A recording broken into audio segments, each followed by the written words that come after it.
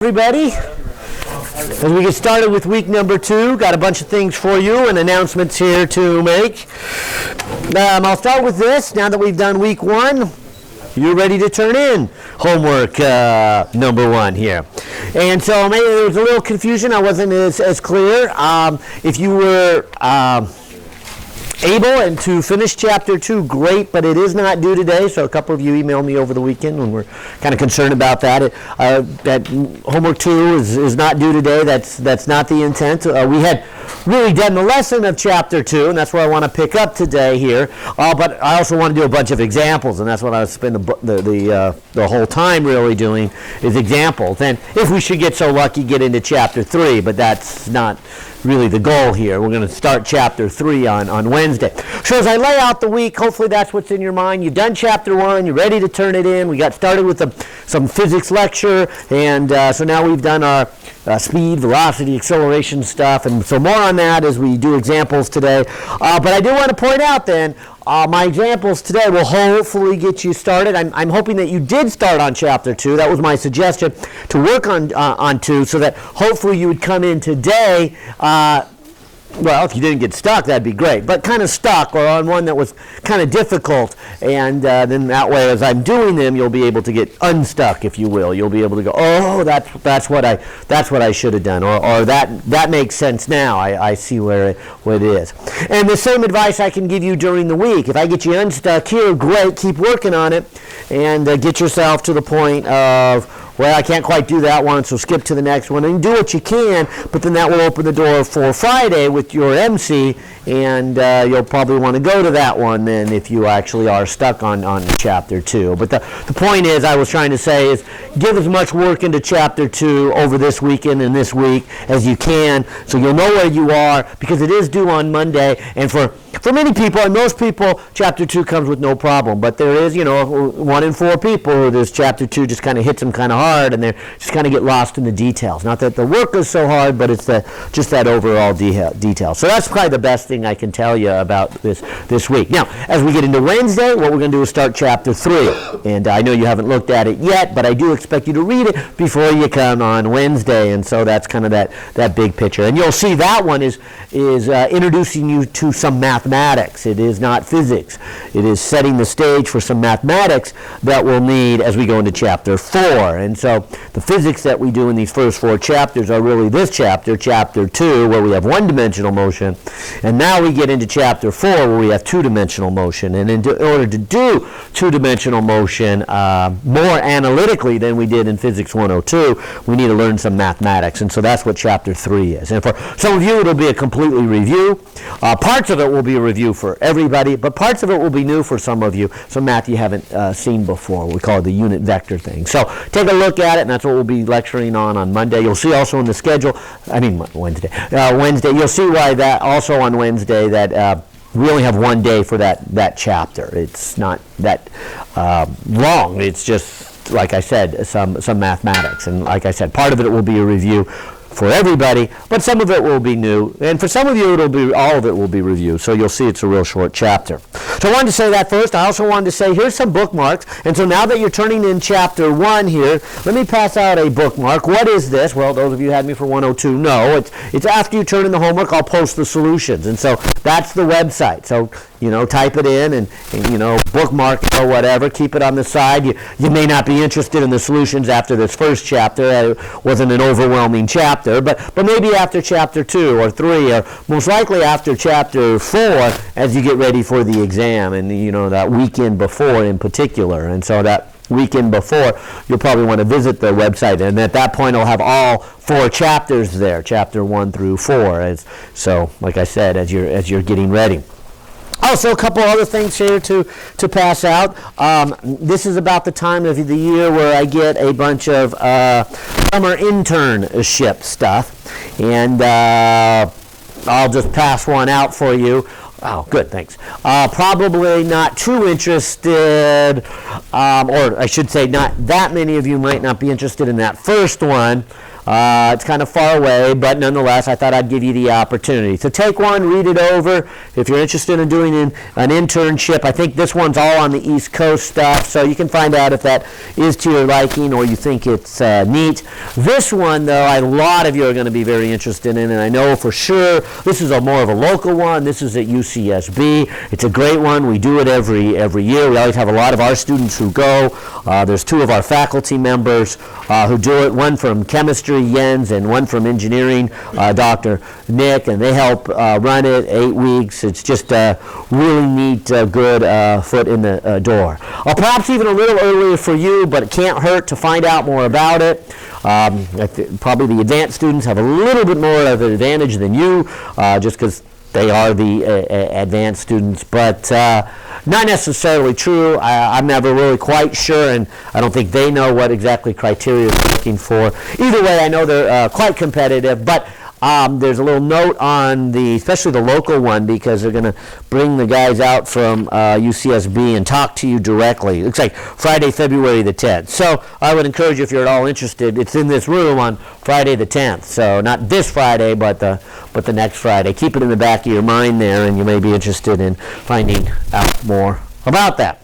Then also, one more quick announcement as we get started in week number 2. I promised you on the first day that we would set up our free tutoring service. Now, again, the best extra help for you guys is our Physics 199, the MC class. So as I just mentioned, between those bookmarks that have the solutions posted and the MC class that you guys do on Friday, and more importantly, the additional MC class that will be like the Saturday or Sunday before your exam, is a great review time. And so that MC class is set up for you. The tutoring service is also available to you, but as you guys might remember from the 102, that's what it's set up for. Students in the 101, students in the 102, the 103, the 105, the 106, the 110, the 111. By the time you get to this level, the 121, we're trying to, you need more help than just we can often find here. But our tutors are fantastic, and they would be more than happy to help you, I'm sure. Got a couple new ones this year, past graduates actually, and so gone through our program and are they're taking classes at UCSB, but also here too.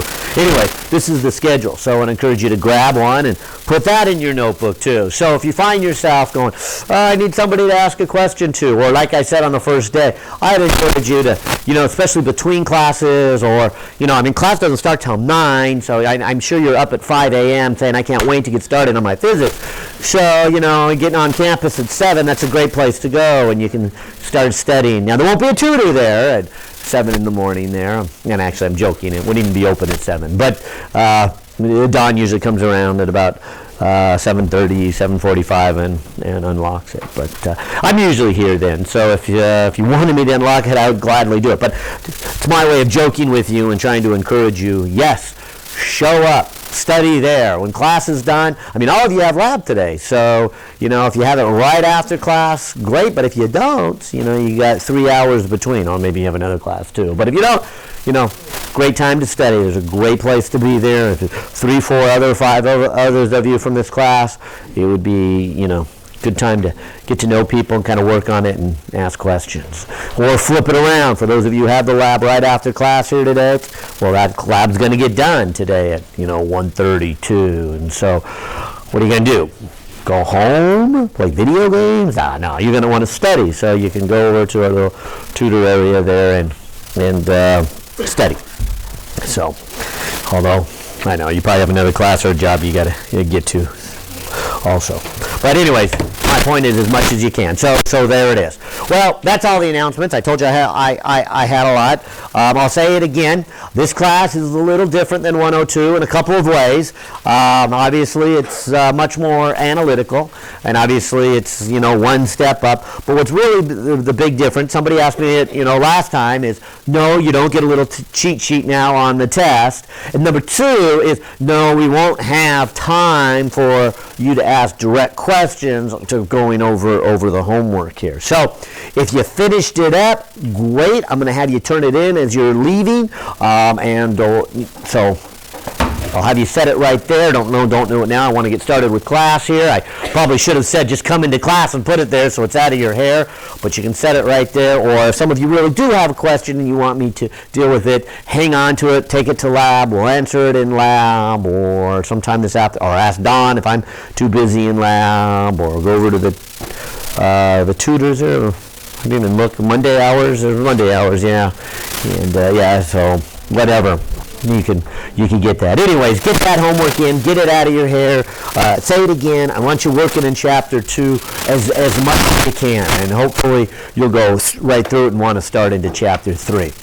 Okay, but I don't want you to, get to next Sunday and just get started on it, because you may hit a block wall and go, let's do Monday here, and you don't want to fall behind on chapter 2, because as I'll mention as we get forward here, chapter 4 puts everything together. If you can do chapter 4, then you're ready for the exam. That's the key to it. And chapter 4 is kind of my encouragement to get people working up into chapter 4, because if any chapter is going to give you a hard time, it's 4. 2 may also give you a hard time, and if it is, probably 4 is going to also. So the more you can get, and the sooner you can get into 4 and just start working on chapter 4, that'll be your gauge. If you don't have any troubles in chapter 4, then you're going to be more than ready for the first exam. If you're having any troubles, you're going to want to know about them long before the day of the exam. And then hopefully, if everything works right, then those of you who don't have any troubles will come in and ace the first exam.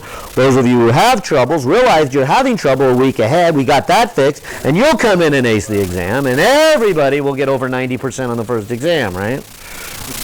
All right, we can hope. All right, well, let's pick up where we left off here. Here was the idea, if you remember, from last Wednesday. Last Wednesday was reminding you about what is speed, velocity, and acceleration. And in addition to that, throwing in some calculus. And so, as I said before, and we'll say again, what this class does is take the physics you learned in 102 together with the math you learned in your calculus class, tries to integrate them together. And we left with this. We left that if you have, I'm trying to remember which order I put it in. I think I put position, velocity, acceleration. Or maybe I put it the other way, although I kind of like this direction here. If you take the derivative of position with respect to time, you get velocity. And if you take the derivative of velocity with respect to time, you get acceleration. So we went through a little bit of logic. Let me not repeat it here, but I hope you saw that. I hope it made sense to you. And I said it was the idea that if you could kind of come up with that idea yourself, that would be extremely helpful. That's one of the semester-long goals, is could you come up with the equation on your own? Could you realize that speed is distance divided by time? And then that would be some average. And then really, if you wanted to know instantaneous, you would take shorter and shorter amount of times, and you would then write it as a limit as the time goes to 0, and then you realize it's a derivative. And so you'd come up with that whole idea, all on your own. And that's an important skill to develop. We're going to keep working on that throughout the semester, because as we start in next semester, some of the first chapters we hit when you come back in August are just that. They're going to just throw things at you, and you're going to go, where did that equation come from? It was not in the book. Yeah, you're right. It wasn't. Either was that one or that one or that one. Because it was asking you to take the fundamental idea and apply it. Of course, the reverse is also true here, and so we talked about the integral or the antiderivative. We said, well, if you knew the acceleration, you could integrate it to get velocity, or if you knew velocity, you could integrate that to get position. And so I'll put a little box around it and leave this up here for the rest of the day. This is, as I was joking with you, but really quite serious, that this is the answer to all the homework questions in Chapter 2. This is what we will be doing. We will go from position, velocity, and acceleration. Now, granted, some of the problems get more involved because they have two or even 3 objects. If you have 2 objects, they can start at 2 different places at 2 different times, and keeping track of the motion and how the motion fit together can get quite involved here. But it will all come down to this. You need to do this for each of your objects. And if it's only one object, it's usually a little bit easier. And in fact, that's what we did. We did one step here before we left. We said, what if A is a constant? could you come up with an equation for velocity? And what we quickly did is we said, well, it would be integral of a dt. That's what this step is saying right there. Since a is a constant, we can pull it out, and we get at, and then you would get a constant of integration. And as you studied the constant of integration, you would say it's the initial velocity. And so we had put on the board before we left on Wednesday this little equation. I'll put a box around it. I'll put a number 1. I even asked you, do you want to memorize it? And I said, you know, I usually memorize this. I usually say memorize it. Some of you can say, no, I can just do the integral. That's fine. But what I am saying is we're going to do more and more equations. And the point is, don't memorize all the equations. At some point, it's the concept. It is the deductive reasoning that we are after. It's, you know, why I said on the top of that syllabus again and again and again, physics is about knowing how to apply a few. That's it, a few fundamental principles to explain a universe of phenomenon. And so we're not trying to learn a whole lot of principles here. We're trying to set what are the fundamental ideas, and then you can do everything else. It's sort of like learning to saw wood and hammer nails. And if you know how to do that, then you can build a shed, you can build a doghouse, you can build a house, you can build a, and the list goes on of all the things you can do, those fundamental ideas. Well, that was our first equation. And like I said, I commit it to memory just because we use it so often. It's not really that hard, but it is restrictive, and that's part of the reason I said, maybe I shouldn't memorize it. And it's not too hard to derive, but it does involve an integral and then a constant and a little thought process here. But what is this equation limited to? Constant acceleration. So don't forget that, because I would say that's probably the most common mistake made here in the first 4 weeks by students, is they'll use that on a problem that doesn't have constant acceleration, particularly on a test, and it just unfortunately just wipes out a whole set of points. It's like, oh man, I started the whole thing wrong. I started right there. I mean, my beginning equation, my beginning assumption was just wrong from the get-go, and that hurts point-wise. So that's my warning. If you don't use this problem if you don't have constant acceleration, okay? But it does work well for constant acceleration, which is one of the simpler ones, which is why we're doing it first. Then we went on from that. We said, okay, now let's follow this path a little bit further. If you know velocity, could you get position? So we integrate it yet again, and so we said we should integrate velocity. Now, you just said the velocity would follow this equation. So let's integrate it. Now, I should point out, it follows that equation only if it has constant acceleration. So what we're going to get is only good for constant acceleration. So again, my warning to you is use it. Great. It's going to be powerful. You're going to use it a lot. But remember to only use it when you have constant acceleration. All right, so I'll go ahead and do that. And so I've got the integral of, I'll break it into 2 pieces first here. And then the same thing that we saw last Wednesday, would this be initial velocity times time? This would be 1/2 at squared. And we tried to argue that we don't really need to put 2 constants. I know each integral technically has a constant, but 2 constants added together is just 1 unknown, so we'll just put it together as 1 unknown, and then we'll stop, and then we'll study it a little bit.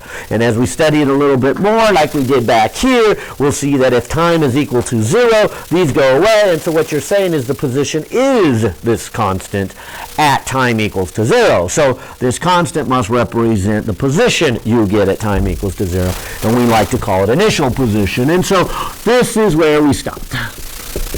And ran out of time last Wednesday with a little box around here, and I'm calling this equation number 2 and asking yourself, do you want to memorize this one? It is a little harder to memorize, but I usually say yes, and this is about where the point I stop at. I said, this is the general idea. This is what you want to know.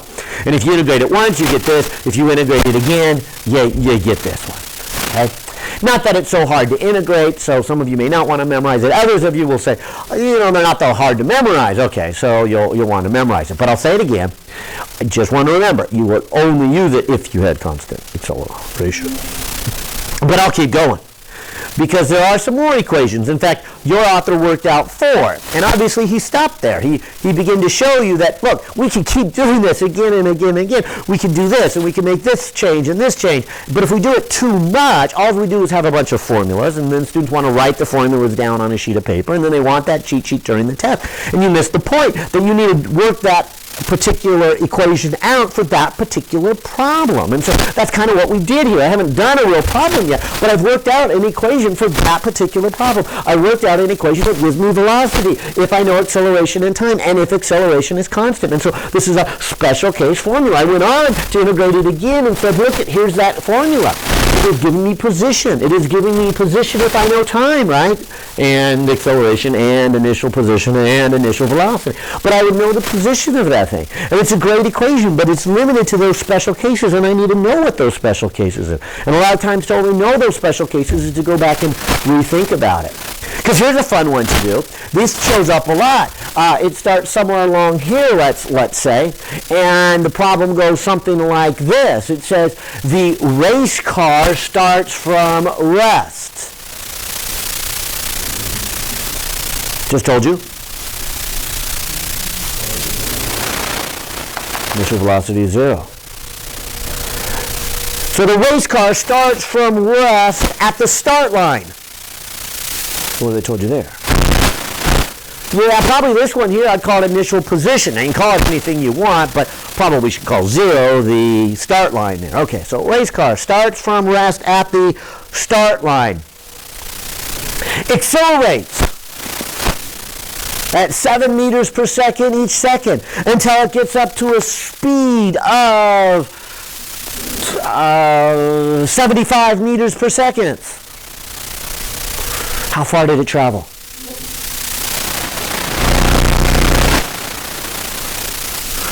Okay, well, maybe you can see what's going on here. They give you initial speed. They start at the start line, so they give you initial position. You accelerate at a rate, oh, they gave you that, until you get to a speed of, they ask this question. Where is the race car? What position is it? So they're able to answer what position it is. What am I missing here? Time. How do I get time? Over to here. So it's kind of a two-step process, right? And so I would come over here and I would solve this equation for time, and once I have it, I would substitute it into there, right? Now, if I was given those numbers, I could just do the numbers and get an actual value of time. Let's just do it symbolically. Let's actually solve this for time and put it into there. Now, if we have a problem like that, the next equation we get, which we will call equation number 3, is the combination of 1 and 2. We won't have to redo it. Or maybe we will, because we won't necessarily memorize the formula.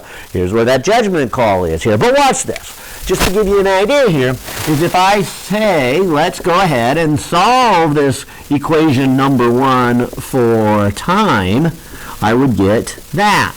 If I then take first equation and put it into second equation, I would get, in place of time, I'd put that,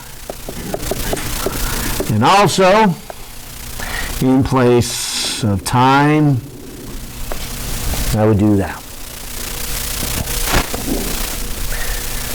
And I guess we always like to do this 1/3 because it looks like it's going to be a long problem, and it kind of simplifies out really, really nice.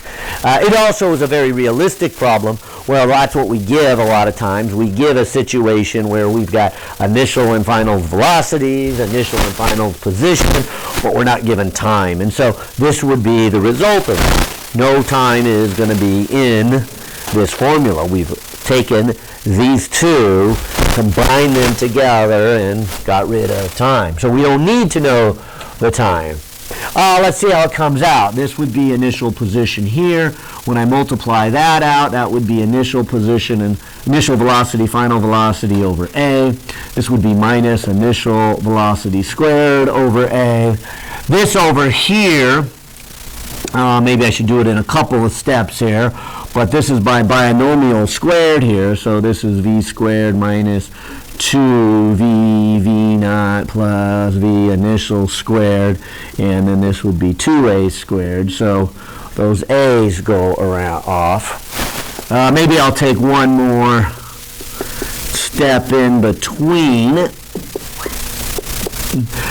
But if I multiply this out, this first one is final velocity over 2A minus, and the 2 here and the half cancel, and so here is final and initial over A. And then this one here is initial squared over 2a. But I point all that out is because what we call the mixed terms, the initial and final velocity, the cross terms, if you will, show up, one with a positive sign and one with a negative sign, and that's why I said it simplifies. Kind of maybe even kind of surprising, but those two cancel off. And likewise, we've got, oops, I made a sign error here, didn't I? That should have been a negative down there. Okay. And then likewise, this initial velocity here and this initial velocity, those are like terms. Although they're opposite in sign, they're not in magnitude, so they don't cancel off here, but it would come out to be at least combining them. And so there's a negative and there's a positive, leaving me with a negative initial velocity squared over 2a. So a positive 1/2, negative 1 make a negative 1/2. And the other one, there's nothing like it anywhere else, so it can't be combined with anything, although now I see that I have a common denominator. And so now I get something that looks like this. I get each of that over 2a, and I will write the initial speed squared minus, the final speed squared minus the initial speed squared. So I'll just kind of change the order. And for whatever reason, fractions, we don't like them in equations, so we move things around to change that. So this becomes final position minus initial position times 2a is equal to final velocity squared minus initial velocity squared. Or, as your author writes it, initial velocity squared plus 2 times a times distance traveled is equal to final velocity squared. So this is what your author, now that you've got a chance to read it, I trust, calls kinematics equation number 3. So a little more work to get there. I would ask that same question. Do you want to memorize it? It does take a little bit of work to get there, so part of me says, well, yes. But the other part of me says, well, it's only a lot of work because I did it symbolically. If this was a real problem, I wouldn't have done it symbolically. I would have put in those numbers I said. Initial velocity 0, final velocity 75, acceleration, I think I said 7. And I would have solved for the number t and got an actual number. And then I would have put that into here to get an actual final position. And that wouldn't have been hard. So part of me is thinking, I don't know. But since your author lists it at number 3, I felt like I should go through it. Not so much that the problem is there, but enough to, do you see the logic behind here? Do you see that what you're going to be asked are different things, and we can start combining things together, and this is a never-ending list. So at some point, you just got to stop and say, okay, look, you get the logic? Let's just do a problem. And every problem is going to be a little different. And I wish there was a way that I could say, here's how you do it. I wish there was a recipe book, When you go to make cookies, it's really simple. You open the book which says chocolate chip cookies. Take 1 scoop of chocolate chips and take 1 cube of butter, and you follow the directions and you stir it around and you put the blobs and you set the oven for 350. You put it in for 6 minutes. And voila, out comes a chocolate chip cookie. You don't need to know any about the chemistry that went on all of those. You just follow the directions. And when it comes to problem solving, it's not going to happen that way here. Okay? There's not the same script directions that you can do every time. You have to stand back and say, what is given, what is not given? What's going on in here? Now, don't get me wrong, there's some general ideas like that. Step back and look at the big picture. Look at what's given. One of the first questions you should probably ask yourself right away is, do I even have constant acceleration? Because notice if you do, we've already got that equation, and that equation, and that equation, which will work for constant acceleration, but only for constant acceleration. So we certainly wouldn't want to do it. So we want to ask ourselves, right at the beginning, is this a constant acceleration type problem?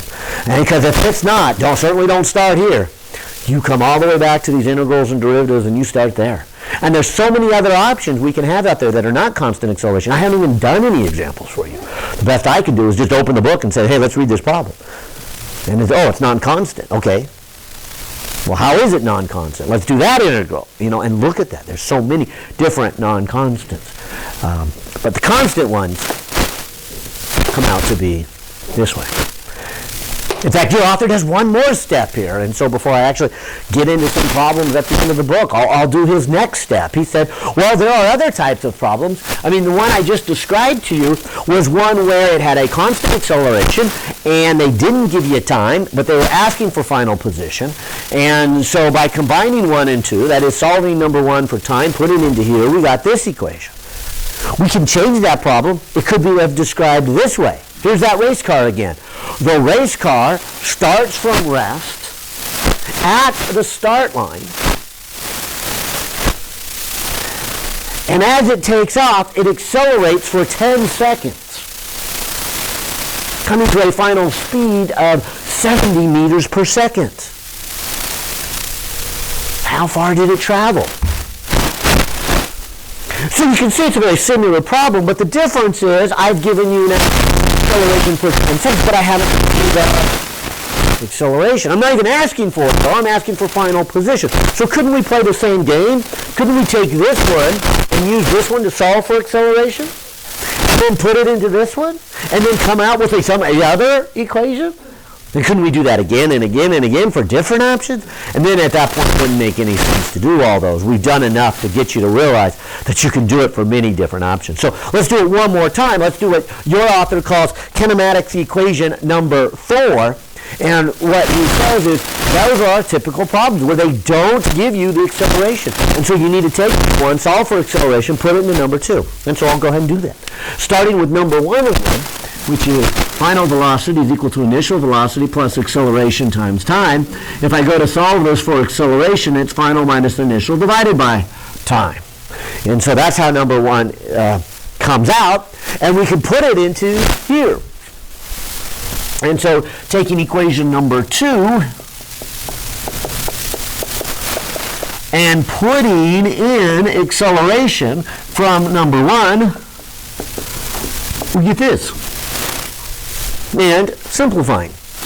So x equals to x initial velocity times time, plus, and one of those t's go away with one of those t's, and so we get a vt here with a 1/2. We get a minus initial velocity t over 1/2, and this one has a few things that combine also.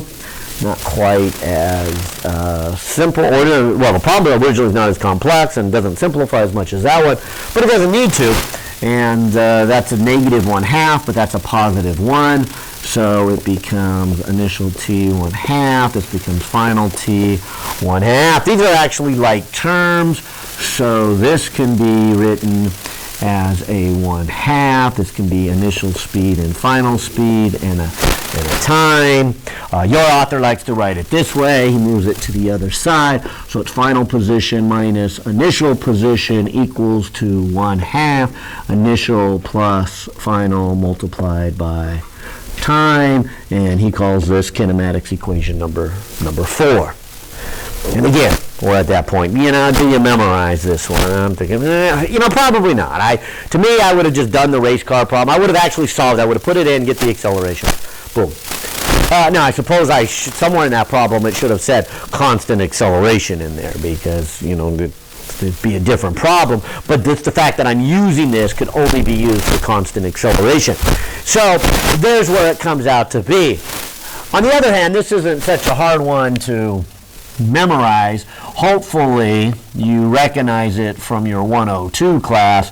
There it is. Average velocity multiplied by time is position. So if you take beginning and ending velocity, add them together, divide the two numbers by 2. We did this a lot in 102. And then multiplied by time, you get it. Now, we just said it that way. Average velocity times time is your position. Okay? And so let me write these over here. I'll put them right under here. So we've got this first equation, and we've got the second equation. Combining the first and the second together, we got our third. And likewise, combining our first and second in a slightly different way, we got our fourth. But there are four kinematic equations that you may choose to memorize all four of them. Like I said, I kind of think the first two make the most sense. Being positive, that's kind of an average, because I know some of my students like to memorize all four. Some of them like to memorize none, and just kind of redo the integrals. And I kind of just pick the middle ground and say, all right, how about the middle? So I've got those first two committed to memory. I don't forget that they are good only for constant acceleration. If I come across a problem that doesn't have constant acceleration, I realize I need to go back just to the fundamental idea. The fundamental idea is, what is the mathematical meaning of velocity and acceleration? And of course, they're derivatives or integrals, depending on which way you're going. And so I work out the math from there. Well, as I mentioned, not today, but last time, there is a very common acceleration we use, and that's when you drop something. Yeah, and I asked what it was, and many of you knew, so just in case you don't remember, if I were to drop something, we give it a special name, free fall. And say, all right, so if you just come along and drop it, it will have an acceleration. And I heard somebody say it. What is it? Yeah, it's 9.8. So this object will go downward with an acceleration of 9.8 meters per second squared. Now, if you'll notice, I didn't say anything about how big the object is. Why? Yeah, and so if you hadn't seen this, or if it's been a while since you saw it in 102, I mean, watch some of these. This ball is obviously bigger than this one, made out of different material. If I hold it up here, you will see that they have the same acceleration down. If I take a bigger object and even a smaller object, so this is obviously bigger and of a different color and of a different material. This is obviously smaller and of a different color and different material. But if I put both of them right about here and let them go, they hit the ground at the same time. They do have the same acceleration. And so it doesn't matter what they're made out of.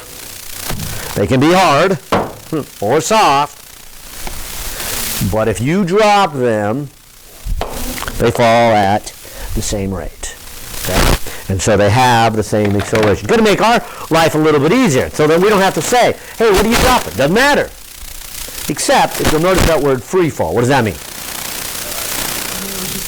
No air resistance. Yeah, no air resistance, but even more than that, no jet engine hooked on the side of it, nothing else. So nothing pushing it and nothing opposing it. Okay? Completely free. Just gravity by itself. If you have some air friction, which is probably the most common, we don't usually hook a rocket motor on there, but we unfortunately can't get rid of all the air. If I drop this, what is this, a coffee filter? And this steel ball, they obviously don't fall at the same rate. So when I say they all fall at the same rate, what I really mean is they all have the same free fall. If there was no air resistance, they would have that.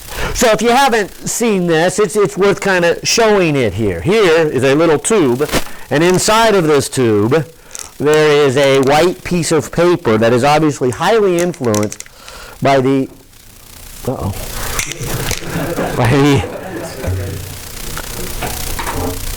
air molecules in there, and it's a little bit of static electricity. See if I can add some more moisture. It's pretty dry. I think it was really dry. All that wind blowing, and then hopefully we won't get a static charge in there. There we go. So there's a white piece of paper, and the other object is a penny. And so you can see that the penny falls at a lot faster rate. But the reason it's in this little tube is so that I can come over here and remove all the air, or at least as much as I can with this little pump, from inside of this tube. And then do the same thing. And you'll see hopefully something very different. You will see that they have the same acceleration, and you can tell it's even bigger. Okay? And watching the gauge, so that's as low as it's going to get. So I'll shut the valve.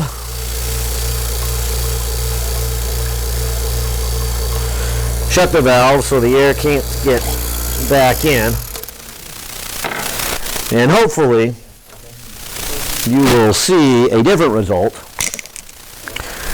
You will see them fall together, other than the fact that they, got to turn over and then gravity got to pull it off there. But they fall at the same rate. Whereas with air in the tube, there is clearly an influence.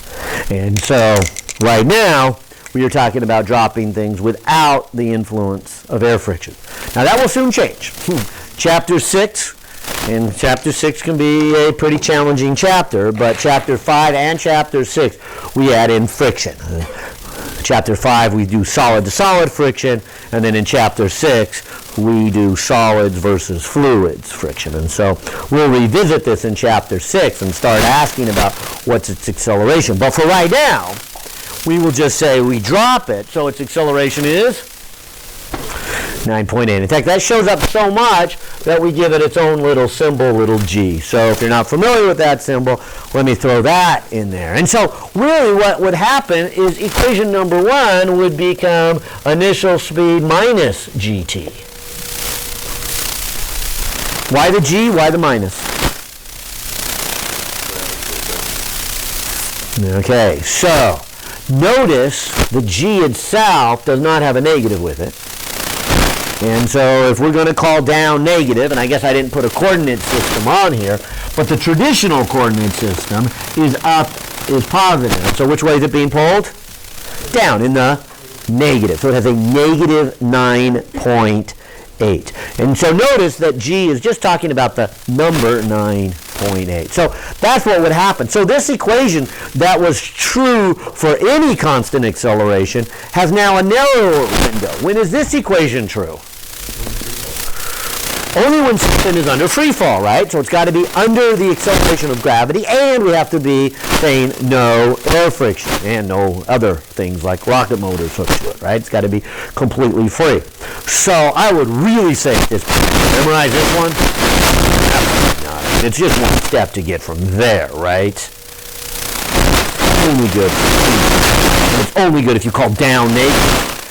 Because sometimes I think we should call down positive, because why always deal with the negative numbers if we can call down positive? Kind of against the tradition. So I probably won't do that at first, but I will encourage you later on to start calling down negative, just because, you know what, why deal with those negative numbers? But the list can go on here. Couldn't I say the downward motion, and then I would say, okay, if I still want to call it x, that would become my minus 1/2 gt squared. In fact, I may not want to even call it x. I may want to jump over and call it y, because we're moving in the vertical direction, and the tradition is to call y the y-axis, the vertical axis. So this is the equation. So don't be surprised if you see this equation in the book. So you will when you open it up. You'll see that one, you'll see that one. But I should ask, again, should I memorize this one? No, I'm saying no way. I mean, if you start memorizing that one, you're going to start thinking there's a lot of equations to memorize.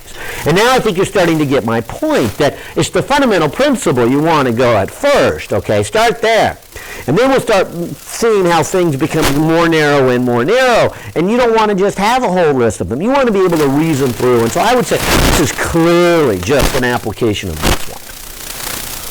And then obviously this one is an integration of that one, which is an integration of this concept. So I can get all of these from here, although it might be a few steps. So if I had memorized that one, it's an easy step to get to there. Okay? But again, notice the G shows up, notice the minus. Very special case of that one. And the list goes on here. You will see this one in your book. Oops, you'll see a negative there, you'll see a g there, you'll see a y minus y initial, and you'll see that equation too. But I'm hoping you see that isn't this just an application of that. It's a free fall situation here, and it's the negative one. And then likewise here, not much to change here other than maybe changing the x to a y. But since this is the one without the acceleration in, there's no g that shows up and there's no negative that shows up. But the same thing, I would not say this is worth memorizing just because it's got y's and that one's got x. You got it. And so if you think about what it means, and so I'll keep saying that, I keep joking with you, don't just do the math, read the math. Stop and look at it, and when you start reading it, you'll be able to know what does the constant of integration mean? Why did we use a y? Why did we use a negative? Why did we use a g? And you start answering those, and it becomes much more insightful. Sets the stage for you to do an infinite number of problems. And that's the idea, not just to show you a few problems so you can do a few more problems. It's to show you a few problems so you can do an infinite number of problems. You can do all the problems. And when you get to that point, and so now I'll jump into an examples, but for the next, hour and a half here, I'll just do example after example after example. And at some point in the lecture, I hope you're just going to step back and say, isn't that the same problem? I mean, yeah, this time it's a baseball instead of a football. Or it's a satellite instead of a water molecule, but it's still motion. And once it's motion, it all comes back to this, or at least one-dimensional motion. And so all the things we'll do is one-dimensional motion here. All right, so let me grab my book. I'll start with number 46 and say, all right, let's look here, chapter 2, number 46. It's one that incorporates a graph, and something I hadn't done for you, so I thought, this will be a good first example. The concept's not real hard, but it is a graph, and we hadn't done that. We had just kind of looked at the math, but we haven't looked at the graph of math. By the way, today's lab is a free fall lab. And I think I mentioned that last week. That's what you're going to do. So half of you are going to do it right after class. The other half of you will do it at 2:15. But we're going to do two experiments. There's a part 1 and a part 2. But you just take an object and you drop it. One of them is dropping Bob, like you guys did in 102, for those of you who had me. So in that sense, it's the same, but we're going to use a little different equipment. And then the other half, we're going to drop another little object, we call it a plastic fence. But in both cases, hopefully you'll get an acceleration of 9.8, and that's the idea, to show you that the two objects have the same acceleration, to show you that they always have the same acceleration here and here and here. We'll measure the acceleration all the way down, and you'll get that 9.8, and hopefully be convinced 9.8, or at least close to 9.8, because we won't take the air out of the room, so we'll get close to the 9.8. Well, now that you've maybe found 46, I'll look at 46. Here it is. It says a student drives a moped along a straight road as described by this velocity versus time graph. All right, so let me put on the board what they have. They have a velocity versus time graph, if you don't have the book or this edition in front of you. And it shows 1, 2, 3 seconds, and it shows the velocity increasing in a linear fashion for the first 3 seconds. 1, 2, 3, until you get to 8 meters per second. And then once you get to the 3 seconds, it shows 2 seconds, the moped traveling at a constant speed of 8.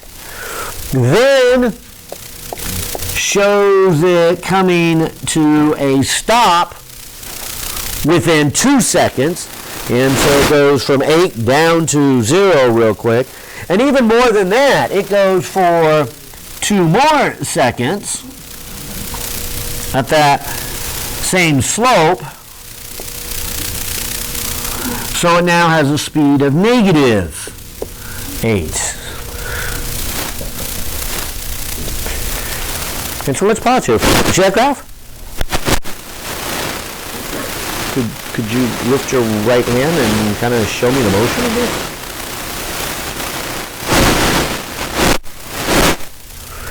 So if this is the starting point, this edge, I guess here's the moped. It goes, let's go faster, faster, faster till it gets here. Okay, and so I'm now going 8 meters, and then what? Do I stop? So what happens here? Okay, so I keep going constant speed, which means what? Means I'm still moving this way, right? So that first little set there is right here. I go faster, and then I'm still going. So I go faster, faster, faster to here. Then I would still go to here. Now at 5 seconds, what happens? Do I stop? Do I start to go back? I start slowing down, don't I? So I'm still going that way, right? All right, so first 7 seconds are this. I go faster, faster, faster up to here. Then I go the same speed. Then I get here, and now I go slower. Now at 7 seconds, what happens? Okay, now I'm stopped at 7 seconds, right? Then what? Okay, I'm not sure how you do that on a moped, but then I have a negative number here, and I start going back. Well, here's where I started, so it's negative, right? I end up over here. The speed is negative, right? So what they're saying here is I start here, I go faster and faster up to here. Then I go the same speed. Then I slow down to here. I stop. Now I start going, and right here, I'm going negative, right? My speed is negative. Is my position negative? Yeah, don't mix those. Position and velocity. My position is still positive. I have not gone all the way back to the origin, and I have not come over here to negative position. But I am headed towards that way, right? My velocity. So a negative velocity does not mean negative position, does it? Don't mix that. We have to define the initial position. Well, if I call my initial position 0, okay? Or maybe I should phrase it a different way. I haven't gotten back to where I started yet. If this is where I start, what does this say? And that's what the problem says. This problem says, could you plot on here a graph that shows the position of this moped? Could you plot position versus time? 1, 2, 3, 4, 5, 6, 7, 8, 9. And I think you can. You should be able to. This is how they're connected. How is velocity and position related? It comes all the way back to here. If you know one, don't you know the other? And that's really what they're doing here. They are giving you velocity. Now, in this case, they give it to you in graphical form, not equational form. Most of the time, it'll be equational form. But we'll do this graphic one first here. I don't know if that's easier or harder. But what they're asking us to do is then find this. What's the position of it? And then next, they're going to ask us, what's the acceleration of it? So they're going to ask those two questions. Kind of makes sense. If you know one, you know the other two. Position, velocity, acceleration. Give any one, you should be able to get to the other two. So in this case, we know one. We know this one. We know velocity. So velocity, can you get to position? So let's look at 3 seconds. What's your position after 3 seconds? From here over to here. Say right about here, 3 seconds. How far is that?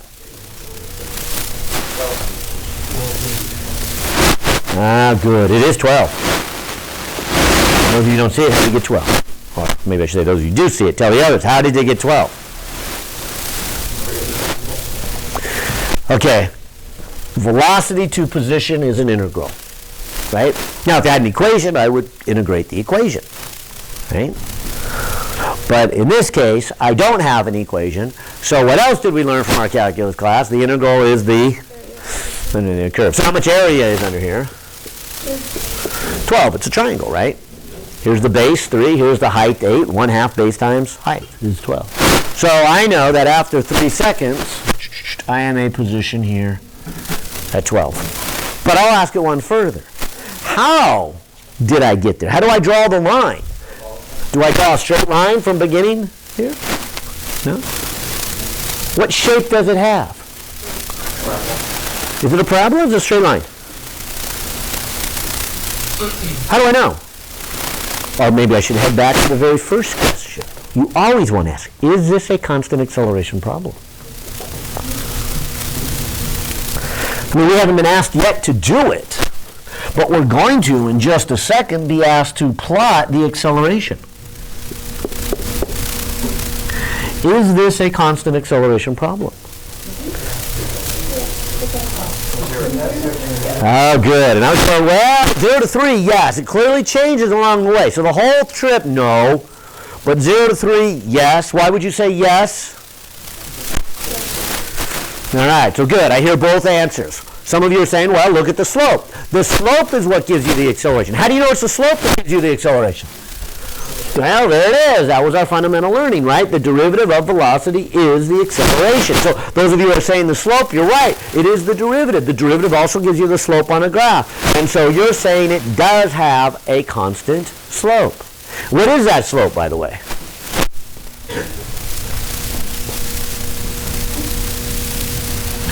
I guess it has a rise of 8 and a run of 3, right? All right, so for the first 3 seconds, it does have a constant acceleration. So good, those of you saw it, those of you said, hey, the acceleration is the derivative is the slope, you saw it, great, but I'll even do you one a little bit shorter.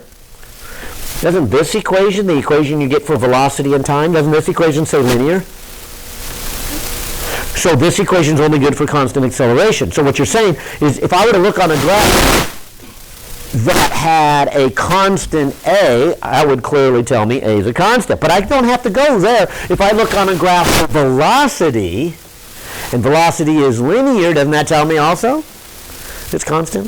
All right, so the second answer I heard is completely right, is because velocity is a straight line, acceleration is a constant. Okay? They say one and the same. So a level line on the acceleration graph means constant. But also, a linear line on the velocity means constant. Which brings me to the answer that some of you already said then. What is the shape of this one? And you see it here. If you do have a constant acceleration, how is position related to time? It's a parabola. And so many of you said it's got to be a parabola. That's how we know this has to be a parabola. We know it's a parabola because the relationship between position and time is a parabola for constant acceleration. This is the equation for constant acceleration. And so that's why I asked, do I have constant acceleration? Yes, I do. You see that from this linear of the velocity. Or you see it from that one there if you wanted to go that far. But you didn't need to yet. You could have just said, that's a line, so it's constant acceleration. Because it's constant acceleration, that has to be a parabola. All right. So is a parabola concave up or concave down? Yeah, it's concave up. It is a positive acceleration, and that's the math we learned for a parabola. So I would say that it would look something like that.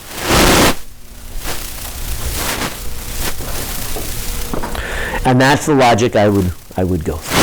And hopefully all those pieces of the puzzle are the same ones you would go through. And hopefully you see all those pieces of the puzzle are not anything that you haven't been exposed to already.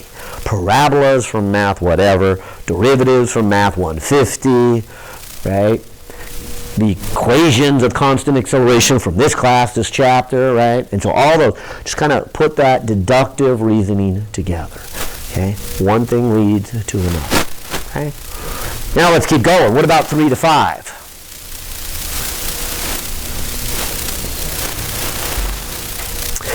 Okay, good. It's kind of the same logic here. I heard somebody say, well, how far did it travel from 3 to 5? Answer?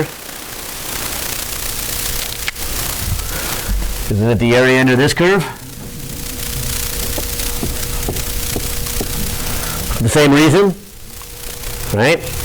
You'd be integrating velocity to get position. That's what this is saying, right? Integrate velocity to get position. So we've already gone 12. This looks like it's another 8 by 2, another 16. So if that's 12, 16 is probably right about there. What's 16 and 12? 28? So after 5 seconds, we should be 28 meters away.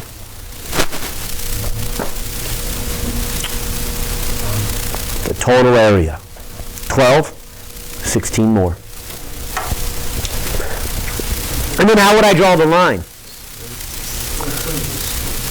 Yeah, it's a straight line. I mean, We're back to the thing. Is this a constant acceleration problem? It is. It's kind of a simple constant acceleration, or maybe kind of an odd one. We don't even think of it sometimes as constant. But what is the acceleration from 3 to 5?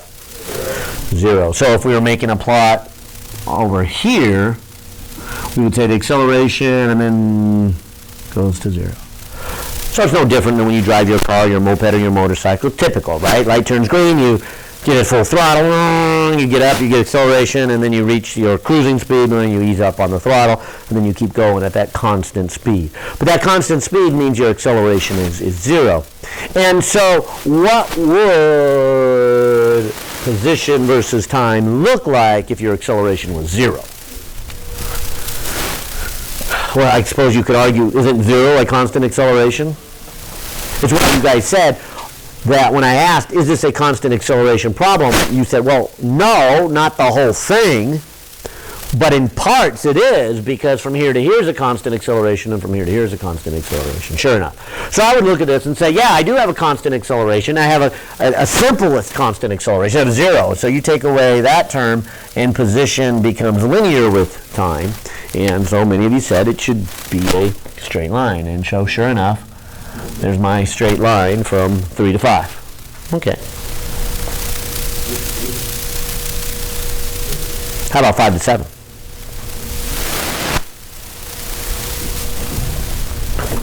What's its position after 7 seconds?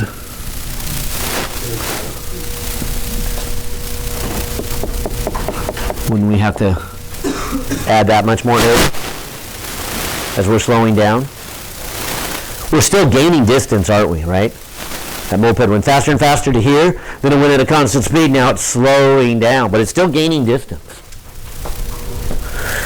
And it would be the area under this curve. So the area under this curve would be, what, 1/2 of 8 by 2, so there's 8 more in here. And so 8, probably be about that much more, 36. 36. And of course, hopefully you also see in these numbers something interesting happens at 36. What's our speed? Yeah, our speed is 0 there at 7 seconds, at 36 meters out. And then what happens? Isn't that the part over here where we said, okay, you come to a stop, and now you start to come back, right? And so how much did we go back? Isn't the area under that curve? And the area is 8, but it's below the x-axis, so that a -8, right? So at 9 seconds, where are we? Are we back to our 28? And what shape would I be drawing from, say, 3 to 7 and then 7 to 9?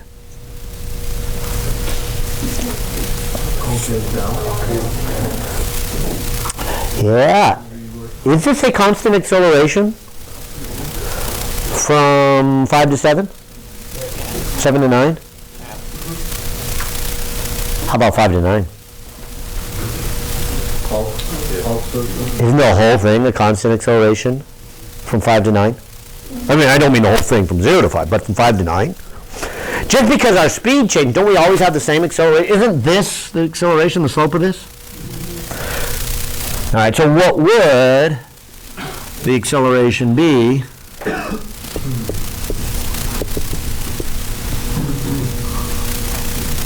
from 5 to 9? Well, it would be the slope of that, right? And I guess that's what rise is 8 over 2 or 16 over 4. But either way, it's a -4. And so there's my acceleration. -4. And it is a constant acceleration, so when I come back over to here and I think about this, position is related to time with a quadratic again. So I should be drawing a parabola. And since the acceleration is negative, I should be drawing a parabola that is concave down. And so again, asking you to kind of read your math, think about your math, and get that plot there. And so there's the plot for acceleration, there's the plot for position, and there's the given plot for velocity. Given one, can you do the others? Right? And that's really what this chapter is all about. Given one of those, can you connect the other ones? All right, well, hopefully that made a little bit of sense. I'll try a different one here. But hopefully you'll see the same thing before this hour is up here and you're ready to do all these on your own and we're ready to move into chapter 3. Here it says in 51, it says a test rocket is fired vertically upward from a well.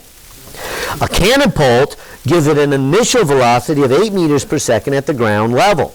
Its engine then fires and accelerates it upward at 4 meters per second until it reaches an altitude of 1,000 meters.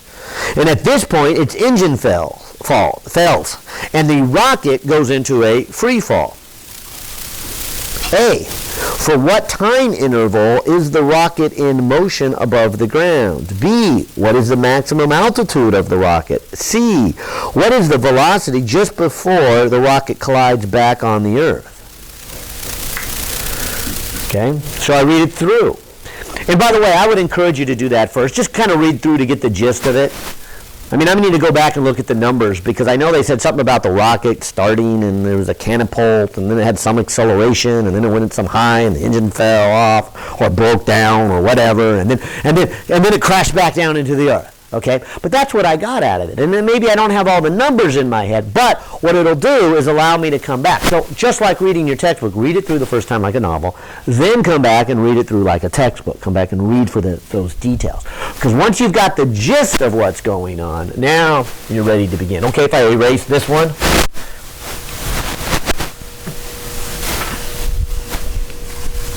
And start off here at the very beginning and say, all right, here is number 51.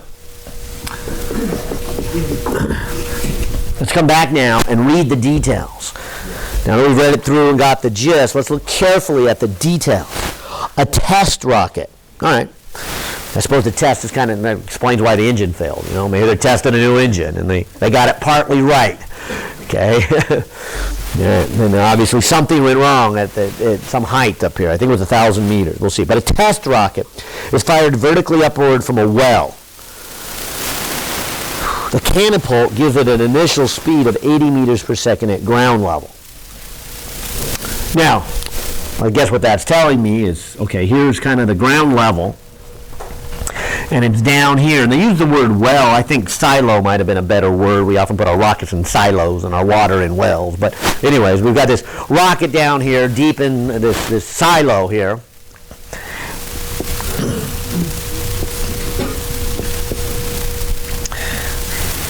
And so this sounds like an Air Force rocket. It's typically what they do. They leave them deep inside their silos so they're protected from anybody else trying to blow them up. But then to fire them, what they do is they have this large catapult. Now, they usually use compressed air, but I'll just use bungee cords here to kind of illustrate. All right, so here's my catapult here. So we've got these bungee cords down here, and there's some kind of safety pin holding it into place, and somebody pulls the pin out, and the rubber band shoots it up. And so what happens now is the rocket gets to ground level.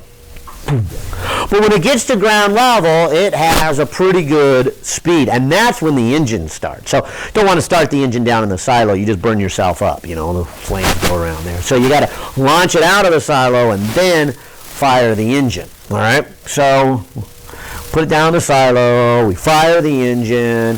What it says here is at this point, it has some speed. And I think I read 80 meters per second. Let's see. Test rocket is fired vertically up. The catapult gives it an initial speed of 80 meters per second at ground level. Its engine then fires and it accelerates upward. Okay, so far the test rocket's working well. Engine ignites, thing fires, goes upward, upward, upward. Now it's going to have some problems up here. But it is having an acceleration of 4 meters per second each second as it's going upward, until it reaches an altitude of 1,000 meters. Okay, so it's at this point here where we're at an altitude of 1,000 meters now where something has failed in the engine. Some of the parts overheated or out or something. At this point, its engine fails and the rocket goes into a free fall. Okay? Now, something's probably going this fast, although it's pretty heavy, probably should include some air resistance. But we're not there yet, so they're going free fall, okay? So no air resistance. So what's its acceleration? Yeah, it's that. And describe the motion for me.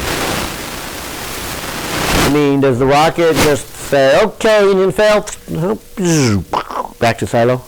No, what does it do?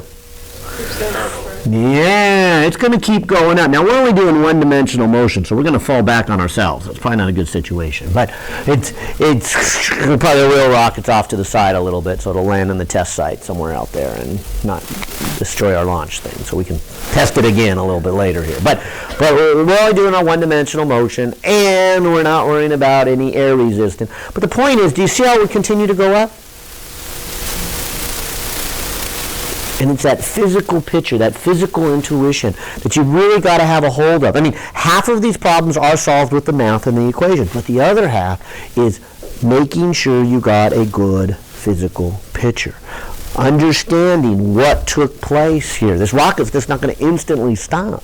It's already got some, if I can use the word momentum, I know we haven't used it yet in this class, but from our 102, it's got some motion upward, it's got some energy, it's got some momentum, it's got some inertia, it's going to keep it going upward here. Okay? And so that's the description of it. That's why the problem goes on here to see if you're paying attention. A, it says, for what time interval is the rocket in motion above the ground? And then B, what is its maximum altitude? Its maximum altitude is not 1,000, right? It's more than 1,000. And that's why the author is asking B to see if you can understand that physical picture. This is what I was saying earlier, and we'll say again. You just can't just plug and chug into these equations. You've got to have some kind of picture here of what's going on. Half of it solved with the equations, but half of it with that physical intuition, that picture of what's taking place. All right. Well, we'll start with A. What was it? For what time interval is the rocket in motion above the ground? So, what time do they want to know? How would you kind of describe it to somebody? Is it the time interval when the rocket engine is working? Is it the time interval when the engine is shut off? It's the two together, right? Okay, so just by the wording of it, read it carefully. That's what they're asking. They're asking, put the two together. Is this a constant acceleration problem? Yeah, in pieces, right? Well, in your math class, you would say piecewise, right? Part of it is, the beginning part has an acceleration of 4. What about after the engine fails? Negative 9.8, right? So I do kind of have constant accelerations, kind of like this one, in pieces. If the whole thing was one constant acceleration, that would be great. I would just be able to do the equation one time. And we did a lot of that in 102, and we'll probably never do it in this class. That's just too easy, okay? At best, we will have something like this, piecewise constant acceleration. Or as in the next problem, parts of it that have non-constant acceleration. We'll have to think about that here. But this is what we call piecewise acceleration. I even like to kind of chop it into the and say, okay, I've got motion number 1 and motion number 2. Because in motion number 1, I have an acceleration of 4 meters per second squared. But after the engine fails, I have an acceleration of negative 9.8 meters per second squared. So again, this is that beginning part. Read it carefully. Get a good physical picture of what's going on in your head. Ask yourself, is this a constant acceleration? You're setting up the problem. So as I said on the first day, you got the puzzle. You're looking at the front cover. You're opening the box. You're pouring out the pieces. You're turning them over. You're separating the edges, the ones that will make up the frame, from the rest of it. And while you're doing that, you may find parts that are all blue or all white or all yellow, and you'll separate those out too. And so who knows what you do first? You might do the white pieces. You might do the corner pieces. You might do the frame. I think most people do a frame first when they do the puzzle. But you can't help while you're doing the puzzle to notice that there's parts of this that are yellow, and here's some yellow pieces, so they must go together. And so you start stacking them, and that's kind of what I'm doing. I'm trying to understand the problem here. I'm trying to ask, can I use these equations? And I've discovered I can, because it is a constant acceleration, at least in pieces. And so here has one acceleration, here has another acceleration. And since this is a math problem I'm going to solve, I need a coordinate system. I think it makes sense to call the ground 0, but maybe I should ask, where do you want to put your origin? Where do you want to put your coordinate system? Yeah, ground level? All right, so I'd probably say over here, do I know initial position and initial velocity? Yeah, if you're going to call ground level 0, then I know it. That's when the rocket fires, and what's the speed? Yeah, 80 meters per second. So I know the acceleration, I know the initial position, I know the initial velocity. And now likewise over here, when the rocket gets to here, do I know the initial position of it? Yeah, that's what they say. 1,000 meters is where this all occurs. Right? So I know that. Do I know the initial speed over here? No, but I could get it. How would I get the initial speed over here? Right, it's the final speed over here. So that's what we meant by piecewise. What I can do is say, okay, I wonder how high this is. Okay. Now, maybe I shouldn't try to solve for everything. I probably could, but I would give you kind of the wrong impression. They just ask about time, so I should focus on time here. And so thereafter, how much time, and you already told me, well, it would be the time to get up to here plus the time to fall back down. So why don't I focus on the first part of it and say, well, how am I going to get time? Well, we already said we have constant acceleration. So what shall I use for time? Okay, good. I heard a lot of answers. One of them I said, well, definitely not 3. It has no time in it. Good. Not going to do 3. But 1 and 4 got the same problem, that they have final speed in them. Now, that's not to say I couldn't try to solve the final speed, but it's number 2 that might be a little bit nicer for this one. It does have final position, initial velocity, acceleration, and then I can solve this. So I would agree that thinking of those, I would jump right onto this one, and so I would write final position is equal to initial position plus initial velocity times time plus 1/2 AT squared. So in this case, my final position being 1,000 meters, my initial position being 0, my initial speed being 80, my acceleration being 4, leaves me with an equation that looks like this. 1/2 of 4 is 2t squared plus 80t minus 1,000 equals 0. And so now we've got an equation, and now we can solve some math. I guess the first thing I would do is divide by 2, so it becomes this, and then solve for t. And among many reasons, I like this one, because how do I solve that one for t? It's quadratic, so I'll need the quadratic formula. Or I can try to factor it. Actually, I think that one factors, but let's pretend it doesn't factor.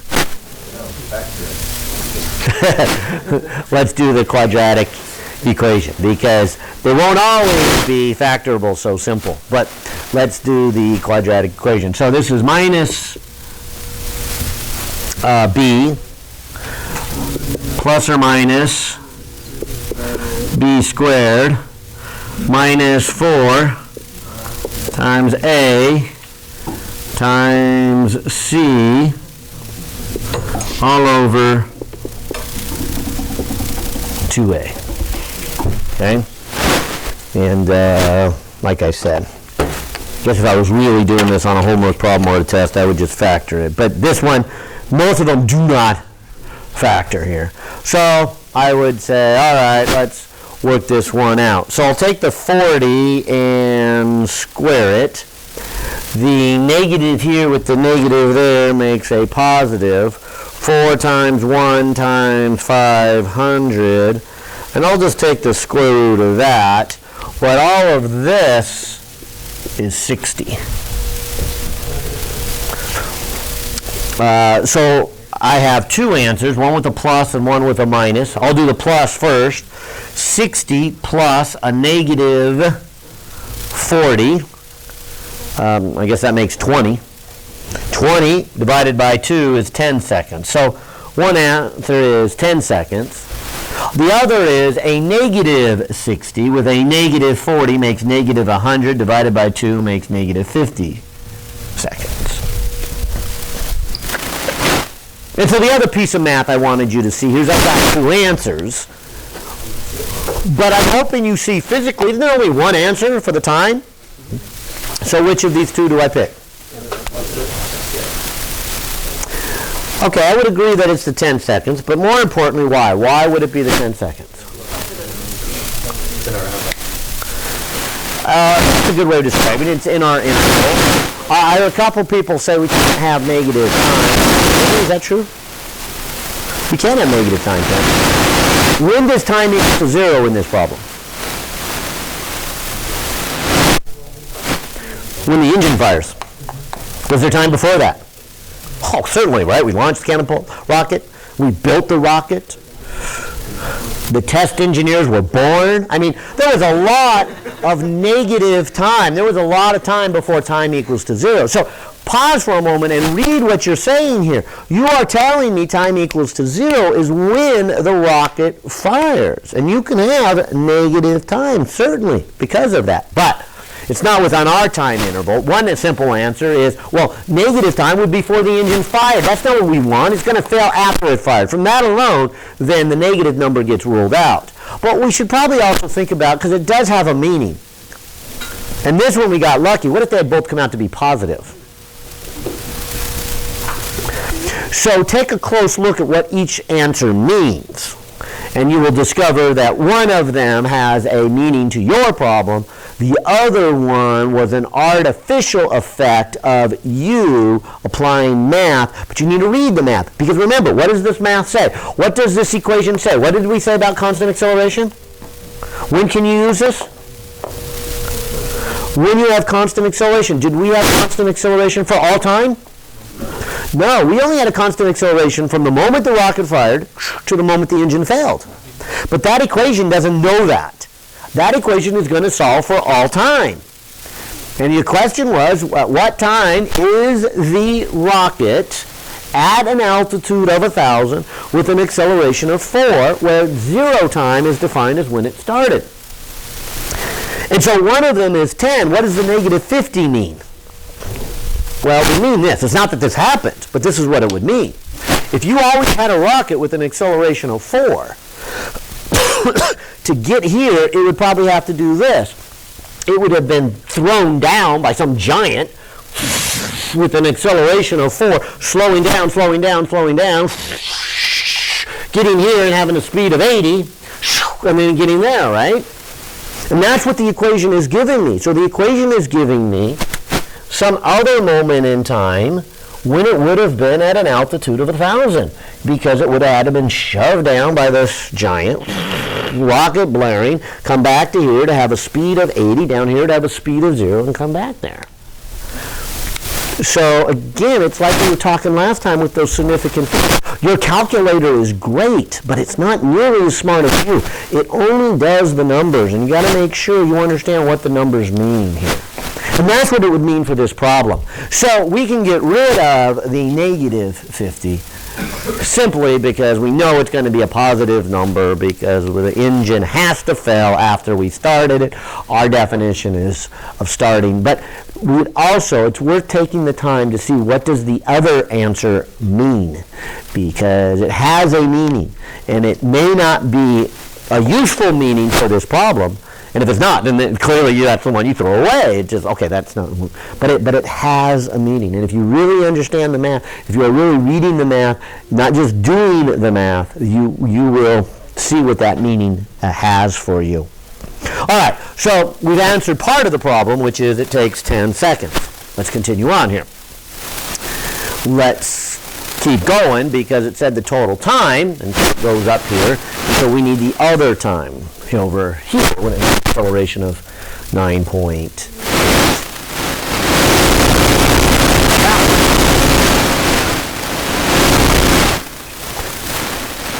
Well, I would say, I mean, there's more than one answer here, but I like the same thing, you guys. Let's do that same equation.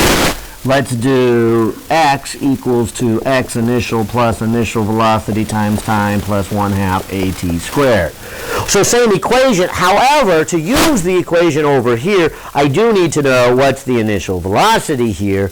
And so this one's a little bit harder. Initial velocity on step 2 comes from final velocity. So what is its velocity here? So let me put in then equation number 1 over here in this first part, because what we have is we have an 80 meters per second from the catapult, then we have 4 meters per second each second for 10 seconds. So we've got an initial 80 from the catapult, we get another 40, and together then at 1,000 meters we've got a speed of 120. So there is 120, and there's a major reason I picked this one. There's a lot of other good reasons too, but this was one of the major ones. Kind of show you how you do a piecewise one. And that's, I think, what makes this problems a notch up from what we did in 102. We didn't do any piecewise stuff in 102. And this is only a single object. We're about to change that. We'll have multiple objects going on here. But keeping track of the pieces or keeping track of the multiple objects, even if they have constant acceleration, let alone if they have non-constant acceleration, is what can make this chapter difficult. So again, it's that fair warning, details, details, details. Just do one step at a time. If you ever think you can't run a marathon, just remember this. How far is a marathon? One more step. Guarantee you will finish a marathon if you take one more step. Would you say that's the initial and then that's the final? Or? Well, we have different initials. We've got the initial here and we've got the initial here. We got the final here, we got the final there.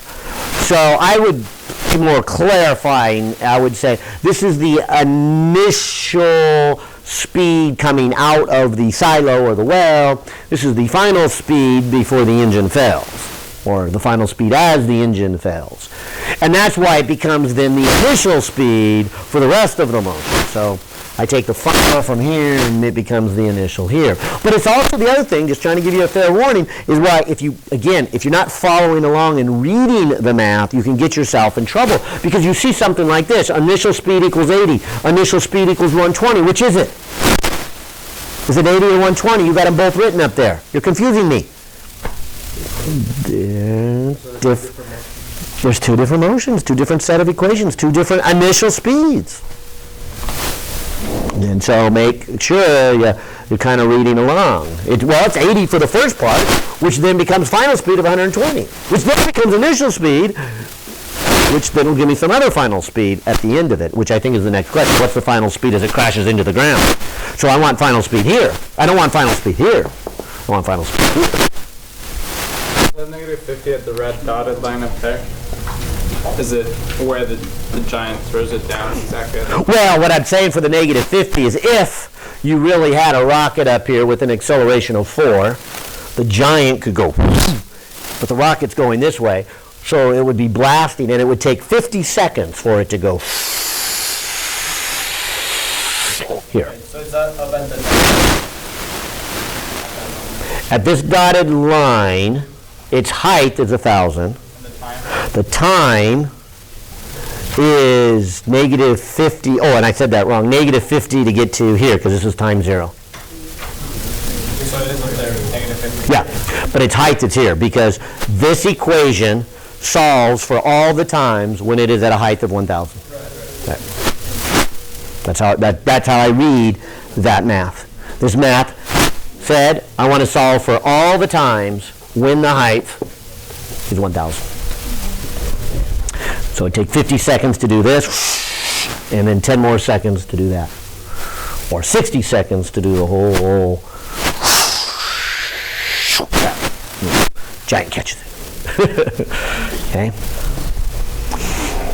And so that, and maybe this will give me my warning here, that's where I found that students end up struggling probably the most in the physics, is what we call applied math.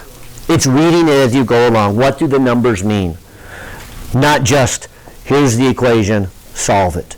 There's a meaning behind each of these numbers. And the sooner you digest what that meaning is, or the more you digest what those numbers are, which is why you've got homework and you've got so many homework problems to do, is to see if you digest it. In fact, homework is really nice. It's kind of self-correcting. If you really understand this and the numbers, homework won't take you long at all.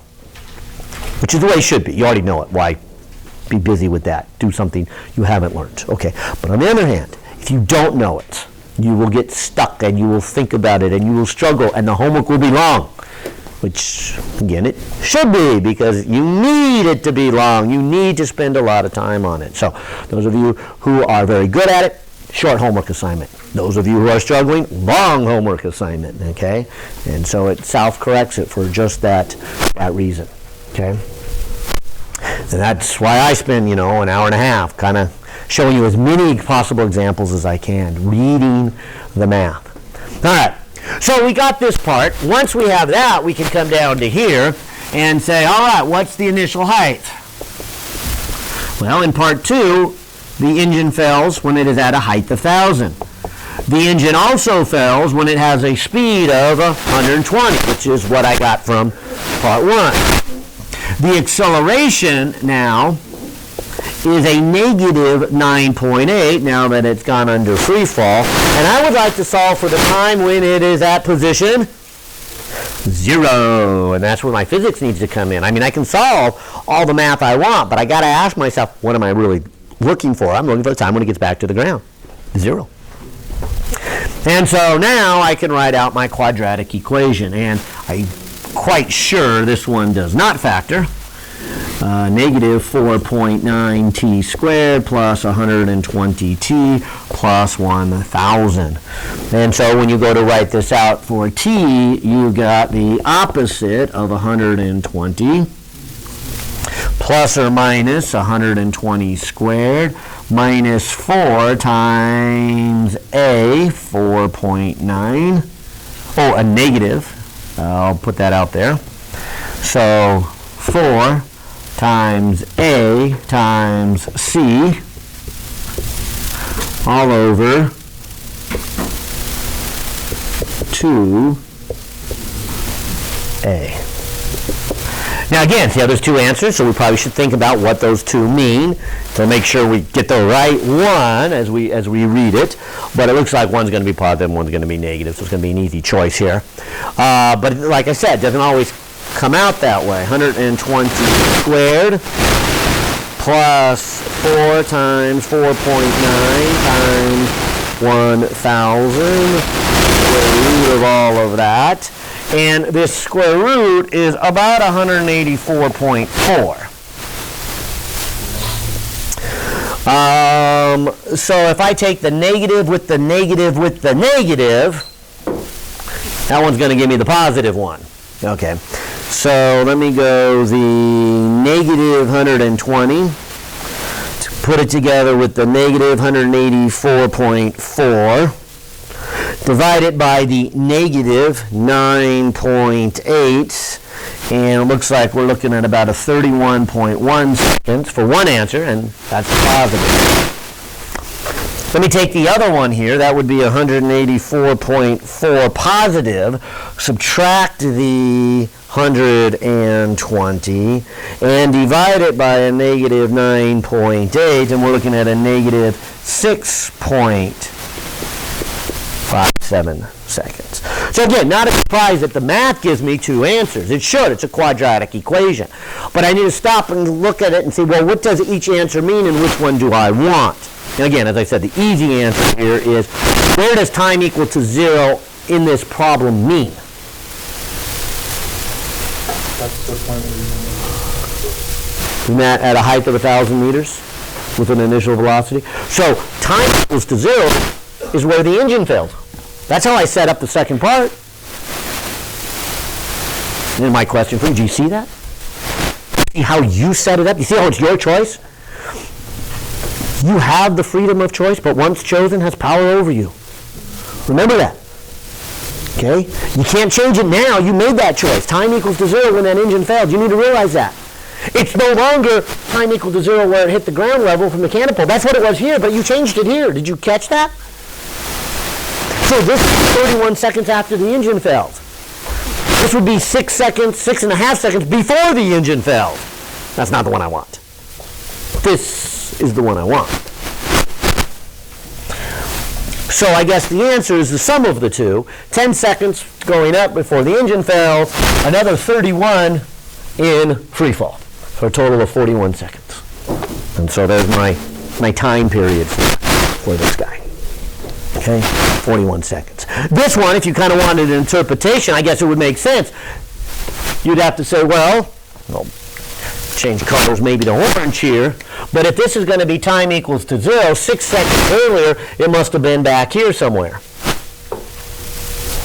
Okay?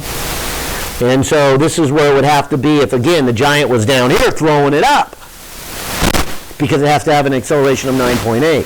So it would have to go up to here so that it has a speed. So however hard the giant has to throw it, it's got to be back here, and I guess right here it's got to be at ground level. That's what I solved for, right? Ground level. At what time is that ground level?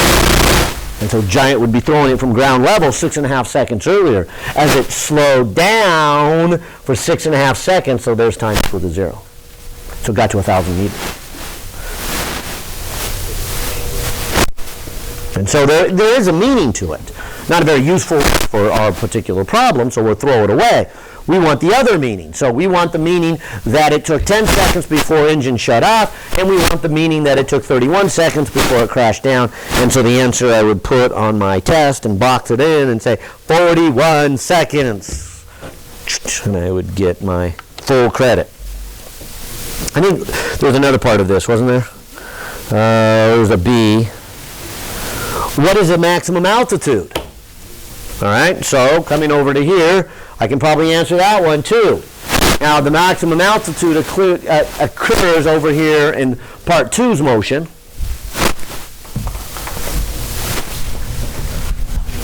And they've given me a nice piece of physical information. What do I know about it at its maximum altitude? Its velocity is 0, right? Its velocity is 0. So I know that one. Now they want to know its height. Now clearly I could use number 1 to get time to put it at number 2, right? But isn't that how we got number 4? So why don't I just go to number 4? And so I would say, all right, x minus x naught is 1/2 initial velocity plus final velocity. Oh, time. I'm sorry, number 3 is what one I want, huh? Yeah, number 3. Sorry. That's how we got number 3. Final velocity squared is equal to initial velocity squared plus 2 times acceleration x minus x naught. Number 3 was solving number 1 for time and putting it in here. So what we know from the physical argument is that its velocity at the top is going to be 0. So that's where the physics comes in. And once we do that, we can plug in our math. This is 120 squared. This is 2 times its acceleration of negative 9.8. X is what I want to find out. What is the height of the rocket? And the initial height of the rocket is 1,000. And so once I make that connection between the physics, then I can put it in. Now I got math to do. And so I can solve this for x. So x equals. And so let's see. If I take 120 and square it, I got that number. Move this to the other side. So then I would divide by 2 divided by 9.8. And then I would add 1,000. And so if I did my algebra kind of fast, because I want to show you some other problems, I would come up with 1,734 meters.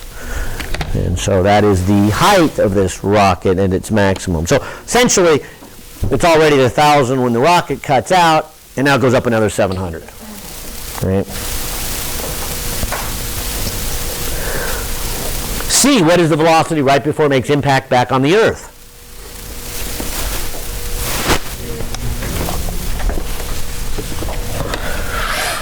Yeah, and by this time, and usually by this time in a problem, done so many, you know so many things that you could do almost any of these, and we could very easily do this one. We know this one, don't we? I mean, that's the question, what's the final speed? Do we know initial speed? Do we know time? Do we know acceleration? Sure. And so I'll put those in here. So I'll use equation number 1. It looks like this. The initial speed is heading up at 120 and has an acceleration of 9.8. And we solved it earlier that it took 31.1 seconds, somewhere here, 31.1 seconds, for it to crash back down into the Earth. But again, notice I used the 31 and not the 41, right? This is part 2. So again, my best warning I can give you is careful with the details. You know, which time? We've got a 10 seconds, we've got a 31 seconds, we've got a 41 seconds. Which one do you use and why? Okay? And so there's a meaning to each of those numbers. So if I put this in, what do I get? 120 minus 9.8 times 31.1, coming up with a negative 180. I'll just round it to 5 meters per second. Negative telling me what? It's heading downward. Yeah, if I didn't get negative, I would be concerned here. But this is heading down. And so, by the way, notice also I didn't have to figure out how much did it take to go up, only to do another calculation on how much did it take to go down. Doesn't it always have an acceleration of 9.8? So I can use it for the whole motion. There's no point in breaking it into pieces, which is the common mistake I see on the first test. People will take a ball and they'll want to calculate how much time did it take to get up to here, then how much time did it take to get back to the same level, then how much time did it take to fall into the silo. I'm like, dude, it's 9.8 the whole time. You just burned a lot of test time. And you didn't finish number 5 because you spent so much time on number 2. Yeah, you got it right, but you made it hard on yourself only not to have enough time to get number 5. And so a deeper understanding is it's one big equation that is true as long as you have constant acceleration. And we do have constant acceleration. Not the same direction of motion, but that's not what it says. It says constant acceleration. And so we have it. Well, maybe I better go a little faster because I want to show you more things. Maybe I'll let it spill into Wednesday a little bit. Maybe I will do some more on Wednesday and start chapter 3 a little bit late because I do want you to see as many of these as possible here. Here's a good one, 44. The height of the helicopter. In fact, maybe I'll just kind of erase this here. So that kind of makes sense there, then all those problems. Well,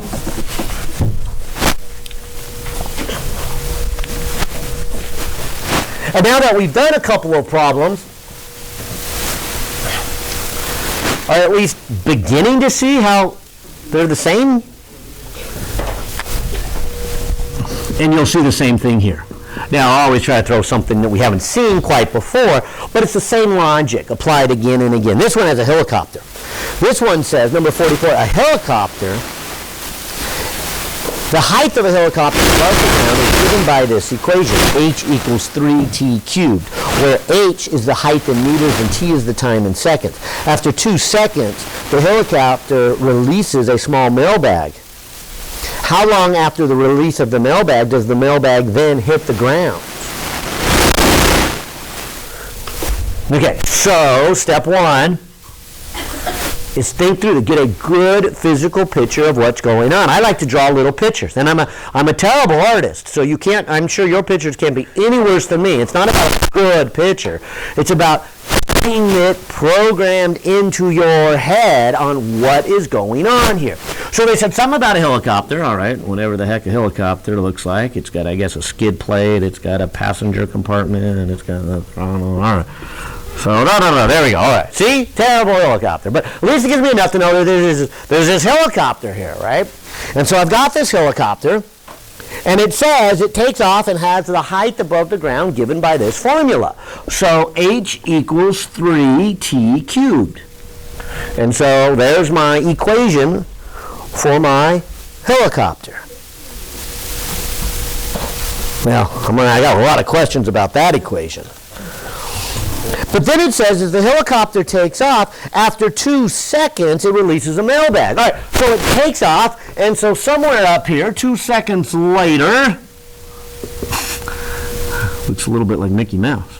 All right, we got this, and somebody sticks their hand out with a mailbag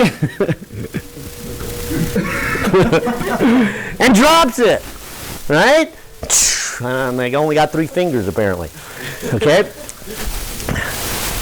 And now it falls to the ground. So this happens after taking off for 2 seconds, all right? I'll keep that in mind.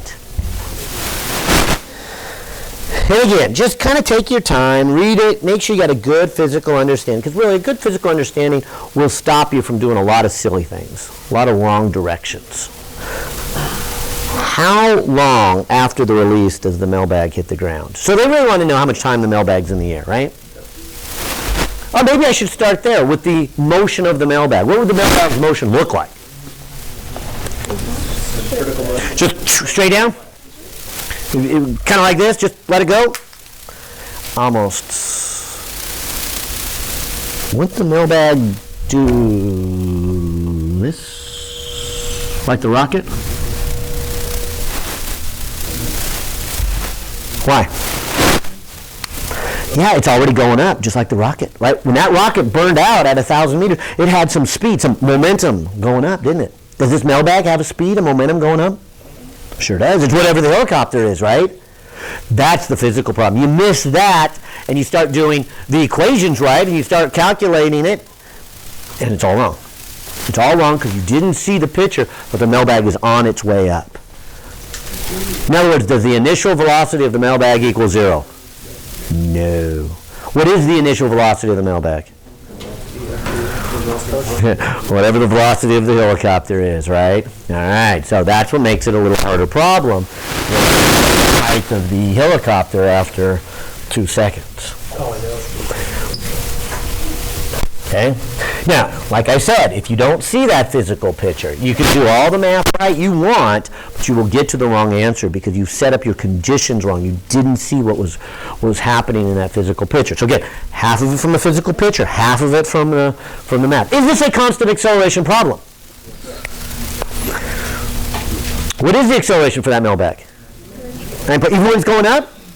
Yeah, it is. Except, what about when it's in the helicopter? Is it a constant acceleration?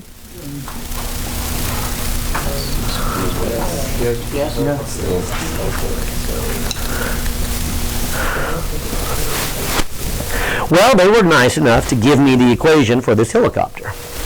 They said it was height equals 3t cubed. Let's study this for a moment. First of all, when they give me this equation, what are they saying time equals to 0 in this equation?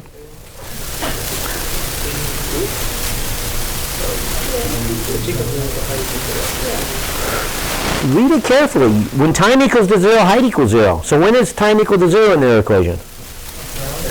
At the ground when the helicopter takes off, right? So it's 2 seconds later that it releases it.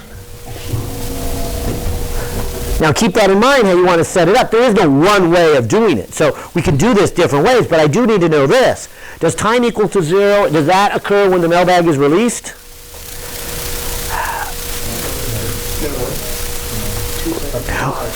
Okay, so there's different options, and I like the one who said this, that, hey, why don't you do this? Why don't you do 2 motions like we did last time? What about motion 1 and motion 2? Isn't the mailbag in the helicopter taking off? And so what we could do is we could say the height equals to 0 here. When the time equals to 0, and since we're taking off here, I guess the initial velocity equals 0. But at 2 seconds, oh, I shouldn't say that. But the height equals 0 and initial velocity equals 0. But at some moment later, 2 seconds later, h equals 3t cubed. 2 seconds cubed is an 8. That's 24. So what you're really saying here is the initial position of the mailbag is 24. And so we can call time equals to 0 when the mailbag is released for the second half of the problem. The first half of the problem, and so we're back to the problem we just did, piecewise here. But let me ask the other part of this. Is this a constant acceleration problem? Well, I think we learned this earlier. If you have constant acceleration, how is position related to time? It's quadratic. Is that what we have? No. So do we have constant acceleration? No. We would have a quadratic equation. We have a cubic. If it helps, could I get the equation for velocity? How would I get the equation for velocity? Take derivative. What do I get? 9t squared. How do I get the equation for position acceleration? Take the derivative again, right? Is that a constant? No, it says it changes with time, right? It's the number 18 multiplied by 1 second, 2 seconds, 3 seconds, 4 seconds. It's a function of time. Is it a constant acceleration problem? No, it's part of the reason I picked this one. The first half of this is a non-constant acceleration. When you break your table and you've got this listed here, you should have none of these here. Is this one a constant acceleration? Yes. So, are these 4 equations okay in part 2? Oh, absolutely. But are they okay here? No. And so you got to recognize constant acceleration. Like I said, you don't even have to take all these derivatives. You can if you want. I'm just trying to convince you. But I would have known right away. Anything with a constant acceleration would be quadratic in time, would be linear in time. And that's not what they've given very clearly. So, no, it's not. So, which kind of helps me here, because one other thing I need to know over here is this. What is the initial velocity of the mailbag? All right, I'm not going to get it by this equation, but I am going to get it by going back to the idea of taking the derivative. So here's position, take its derivative, and I get that equation. So part 1 has velocity equals, and what do we get over there? 9t squared. And so that's 9 times 2 squared. That's 9 times 4. That's 36. So 36 is the initial speed of the mailbag. So after 2 seconds in the air with this helicopter, the helicopter is at a height of 24 and a speed of 36, and then that's what the mailbag has because the person holds it out and releases it. And so the mailbag actually ends up going upward and then back down a little bit. Of course, don't forget the person in the pilot or the passenger in the helicopter is going to keep going up. So I don't want you to think that the mailbag ever goes above the helicopter. I mean, that doesn't happen. I mean, here's the helicopter, here's the bag, they release, and the helicopter's always going to be above the mailbag. So that's not what it kind of looks like in that picture. So I'm not saying that at all. But I am saying this mailbag is on its way up and is going to continue on its way up. That's kind of that new piece, a non-constant acceleration. What are you going to do about it? Putting the two pieces together piecewise is the last problem here. Now I need to go back and read, what are we after? 44. It says, how long after it is released does the mailbag hit the ground? So they're after time, and we know position hits the ground. That's kind of leading me back to number 2 again here. And so I would say position equals initial position plus initial velocity times time plus 1/2 acceleration. So they would like to know, when does the height equal 0? And did you notice that? You'll see that a lot. It didn't say when is the height 0. It said when does it hit the ground. You're the one who's got to put the pieces together and say, in my coordinate system, where is the ground here? The way we set it up is we called the ground 0. We didn't have to, but that's what the author did, and you stuck with it. And it makes sense. I want to change it. Sometimes I'll change it because I don't like it. But in this case, by giving me this equation, they tell me the height is 0. And I'm sticking to that same coordinate system. And it just kind of makes sense there.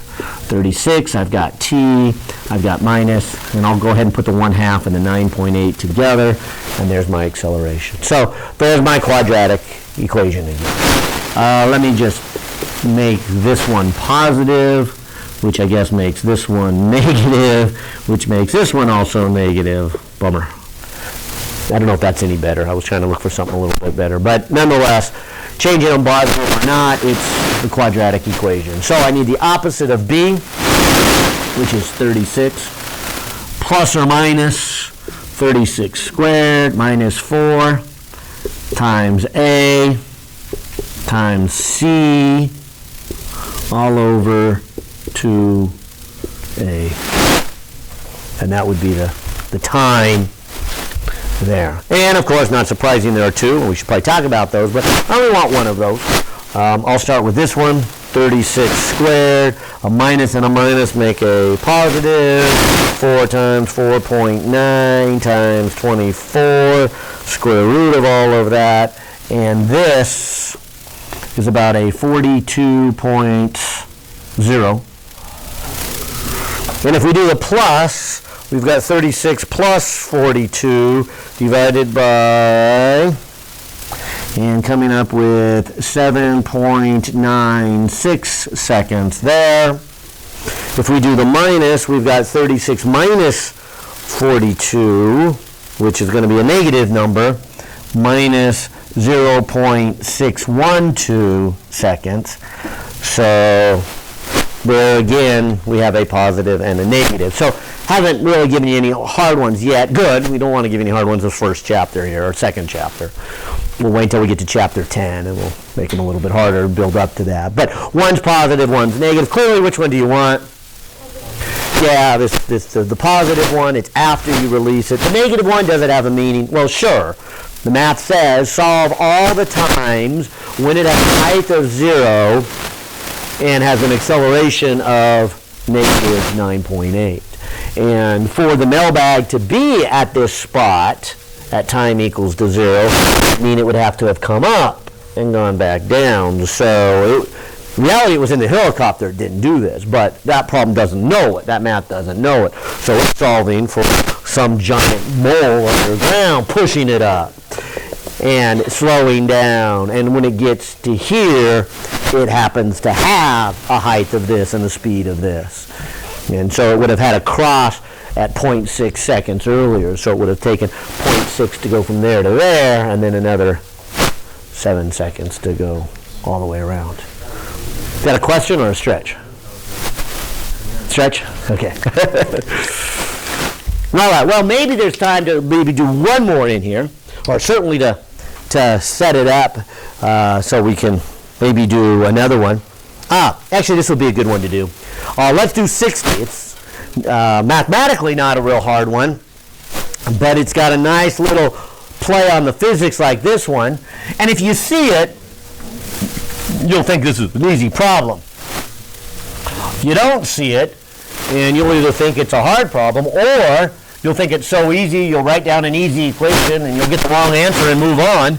And that's not good. So definitely check to see if you've got it. And again, at that web page there, I've got posted, well, not the solutions yet. The solutions will get posted after you do the problems, but the answers. In other words, if you do number 7 and you go, what if I got that right? Check it. Oh, I think the odd ones are in your book anyway. So the odd ones you can check in your book. Although it depends what edition you have. But they're posted there. But the even ones are posted there too. So you can look at the even ones. All right, well, real quickly here in the last few minutes, we'll do number 60. And then we'll go over in our lab for today. But number 60 says this. A rock is dropped into a well. Now, I think this is a real well. We want water in the bottom of this. A, the sound of the splash is heard 2.4 seconds after the rock is released from rest. How far below the top of the well is the surface of the water? So, here's the ground level, if you will. Here's the well. Here's the groundwater. Here's the rock. We drop it. And so somebody's standing up here, dropping the rock about ground level, listening for the splash, and they hear it. They say they hear the splash 2.4 seconds later. How deep is the well? All right, let's say constant acceleration problem. What's the acceleration? All right, so I will put acceleration is 9.9, or do you mind if I put a negative 9.8 meters per second squared, just so that we can call down negative? Sounds like somebody want to call down positive, and probably should, but I told you this chapter I will call down negative. We'll just stick to the tradition. We'll have enough to learn without changing the coordinate systems on you yet. So, okay, so I'll call that. Do we know the initial velocity? Yeah, it says it dropped it from rest. Okay, so I'd say, yeah, we know the initial velocity. Do we know the initial height?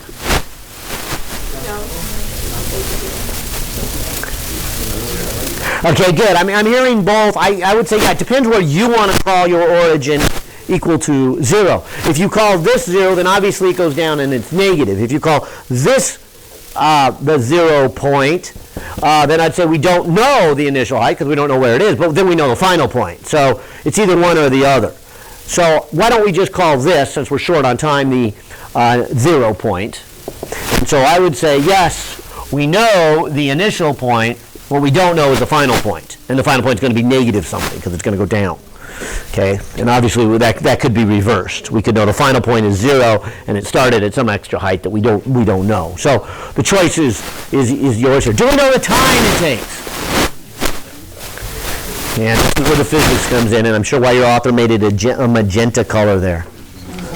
It's not 2.4. Shall I read it again? A rock is dropped from rest into a well. The sound of the splash is heard 2.4 seconds after the rock is released from rest. What is 2.4?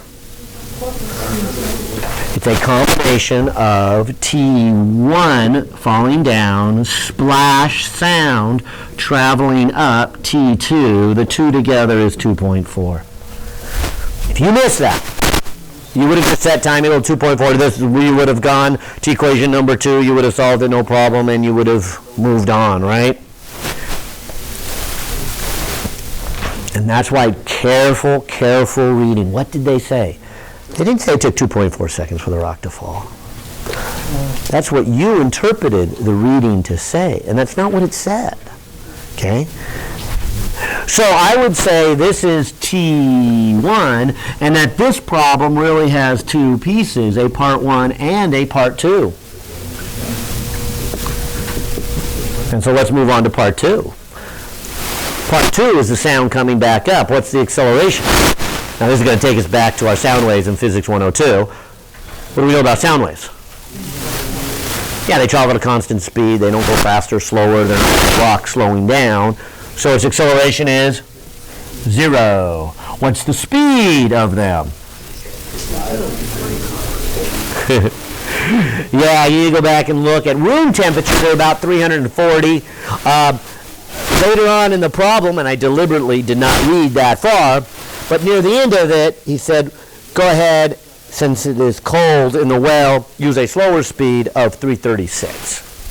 So they do tell us that it's 336 going up. Do we know the initial speed, where the position where the sound starts? Well, I'd say no, but doesn't it start down at the bottom where this one finishes? So those are the same? Do we know where it finishes? Yeah, back at the top, 0, right?